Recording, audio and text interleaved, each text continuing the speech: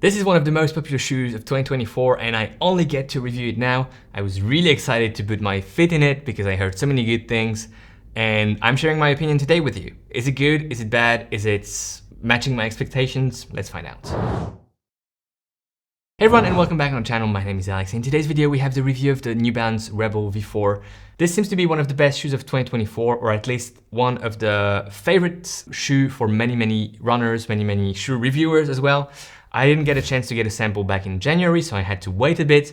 And finally, a shoe arrived. I have my pair of Rebel V4. I do apologize because it's quite dirty. I took this shoe for some adventures on the trails and not just road running, and we'll come back to it. I wasn't expecting to take it on the trails, but that's gonna add a bit of interest maybe to this review. First of all, let's check the specs very quickly. This shoe retails for $140, €160, and that's if you have a chance to get one because it's sold out pretty much everywhere, and that I think shows how popular this shoe is. 30 millimeters in the heel, 24 in the forefoot, 6 millimeters drop, and 196 grams for a men's, sample size US 9.5, I think for New Balance, and 237 grams in my size US 11 EU 45. Super good weight, super lightweight shoe. 30 millimeters in the heel, I think that's almost a joke because this shoe feels like it has much more in the heel than 30 millimeters. But hey, if it's actually 30, it just shows how good that foam is, and we'll come back to it here in a second. The upper end of fit, we have a phantom fit material. It's the same upper material as on the New Balance SC Elite V4. The fit, however, especially for me running right now in the SC Pacer V2, there's a link to the SC Pacer V2 review right here, is on the wide side of things, but not necessarily super long. So it's quite short, and I had my toes bumping a bit here in the forefoot, but really wide. The platform is also super wide, so it's an inherently stable shoe. You can see how wide it is here in the midfoot and in the heel. Very stable ride thanks to that. The fit also is quite wide, and I would almost say a bit sloppy, a bit too wide. I could feel that I had a bit of a wiggling inside of this shoe when I was running in it, and a little bit short. I definitely would not consider going half up because I would be too afraid of how wide it would become and how much room I would have to play with. And I would definitely not go half down either because it's, again, already quite short like it is right now. So the fit, I think, is mixed experience for me. I would like to see it a touch longer, and I would also like to have, a bit of a snugger fit. I get it, it's a, all-rounder type of shoe. You can do pretty much everything from easy runs to tempo interval sessions in this shoe, and it's meant to be welcoming and to be friendly in terms of fit for many different runners. By my opinion, it could be just a tad more snug. Midsole, it's a fuel cell midsole, and as you know, fuel cell is the name of the midsole, but also the name of the lineup. So fuel cell can mean many different things. In this shoe, fuel cell is a PBA blend. It's a PBA and EVA blend. 80% of EVA, 20% of PBA, if I remember well. So not that much PBA. And it's, if people had told me it's 50-50, I think I could have believed them. It's a soft ride. It's a ride that doesn't give too much energy back, but it's not a mushy and plush ride like the Rebel V2 and V3 were for me. This shoe is not draining too much energy out of me, at least compared to the previous versions, V2, V3. These previous versions were not of my liking. They were taking way too much energy out of my gait cycle. I was feeling exhausted running in the previous versions. They were fun, but they were also not working for my longer stride and my running style in general. This shoe is much better. I'm not losing that much energy. It's soft and it's not plated, so you can feel that your fit muscles are working, but I think it's actually a really good thing to have also some shoes that are recruiting those feet and lower legs muscles. So very nice from that perspective.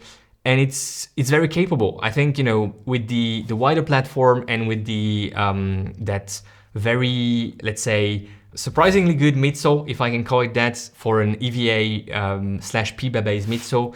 It can do many different things. I ran super easy paces in this shoe, around 6 minutes per kilometers with some friends. It was super nice cruising along. I was forgetting about the shoe.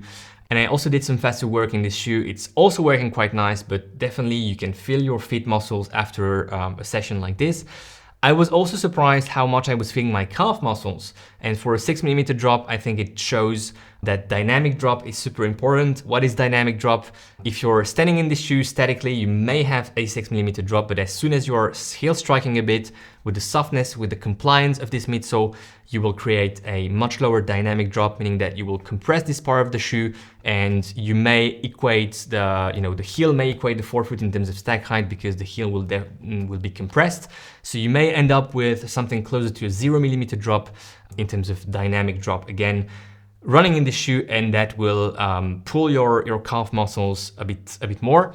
So yeah, I was feeling my calf muscles in running in the shoe. I was also feeling a bit my feet muscles. So it's a shoe that makes you work. If you like it, then perfect. If you don't, then it may not be the right shoe for you. And if you're a bit in between, this could be actually a nice option to have some, some improvements in your gait cycle, because you are recruiting these muscles and making them work, keeping them busy, and that's a good thing.